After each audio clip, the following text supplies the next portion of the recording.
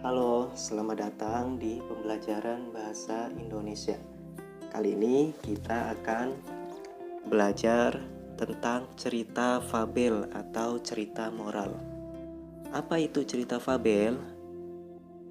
Namun sebelum itu, kalian harus tahu terlebih dahulu apa saja sih tujuan yang ingin kita capai pada pembelajaran kali ini. Yang pertama, kalian nanti harus bisa menjelaskan definisi cerita fabel. Lalu kalian mampu juga menjelaskan apa saja sih ciri-ciri fabel. Terus menjelaskan juga unsur yang membentuk sebuah fabel. Setelah itu kalian nanti bisa menyimpulkan isi cerita fabel. Dan terakhir nanti kalian praktek di rumah membuat properti atau alat yang berhubungan dengan fabel. Misalkan fabel itu biasanya menceritakan kerajaan, berarti nanti kalian bisa membuat mahkota kerajaan atau mungkin baju dari si tokoh, kipas. Namun bahan-bahan yang digunakan adalah bahan bekas ya, atau yang sudah tidak terpakai yang ada di sekitar tempat tinggal kalian. Kurang lebih ada 5 hal yang akan kita capai pada pembelajaran kali ini. Nah, langsung saja kita masuk ke definisi fabel. Apa itu fabel? Fabel adalah cerita fiksi berupa dongeng yang menggambarkan budi pekerti manusia. Fabel ini diperankan oleh binatang. Ya, mungkin ada beberapa dari kalian yang sudah membaca atau mendengar fabel itu sendiri. Jadi, tokoh yang memerankan dalam fabel adalah binatang. Itu wajib ya. Jadi, tokoh yang memerankan adalah binatang. Kemudian fabel juga dikatakan sebagai cerita moral. Kenapa? Karena di dalam fabel terdapat pesan-pesan moral atau budi pekerti yang ingin disampaikan kepada pembacanya, seperti itu. Ini kurang lebih adalah definisi dari fabel. Apa saja sih ciri-ciri fabel? Pertama, ada binatang sebagai tokoh utamanya. Sudah saya jelaskan tadi. Kemudian menggambarkan moral atau budi pekerti.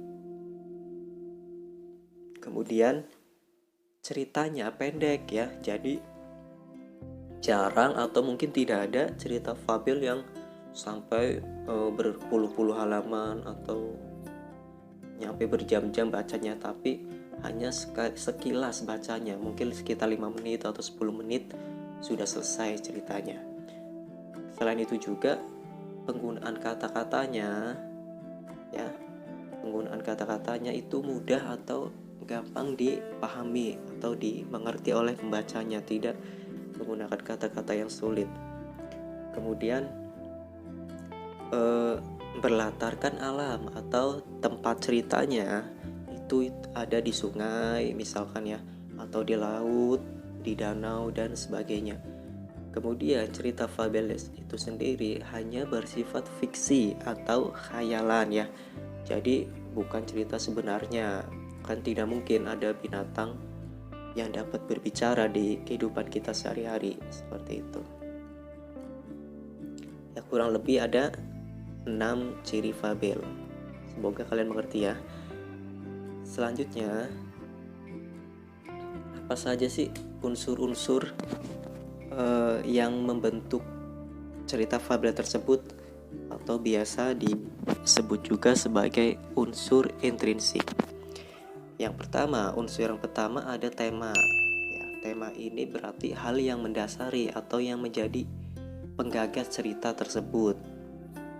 Cerita fabel tersebut, misalkan cerita fabel ingin menceritakan tentang persahabatan atau mungkin gotong royong atau mungkin saling berbagi, ya itu adalah temanya. Kemudian tokohnya sudah binatang ya, sudah dijelaskan tadi. Kemudian binatang yang menjadi tokoh utama itu sering muncul atau sering dibicarakan dalam cerita. Misalkan harimau menjadi tokoh utama, berarti nanti harimau akan sering muncul di dalam cerita seperti itu. Kemudian watak atau karakter yang dibawakan oleh tokohnya itu ada tokoh baik atau protagonis, dan juga ada tokoh jahat atau antagonis. Nah, biasanya itu dua hal ini saling berlawanan. Misalkan tokoh yang baik itu sangat baik, tokoh yang jahat itu sangat jahat, seperti itu. Kemudian yang kelima, setting atau latar. Kalau latar tadi kan sudah disebutkan, kalau latar tempat ada misalkan danau, sungai, laut. Nah, kemudian selain ada latar tempat juga ada latar waktu. Misalkan dalam cerita waktunya malam hari kah, sore hari, atau siang hari. Kemudian suasana yang digambarkan dalam cerita itu apakah menyedihkan, menyenangkan, atau bahkan mencekam seperti itu.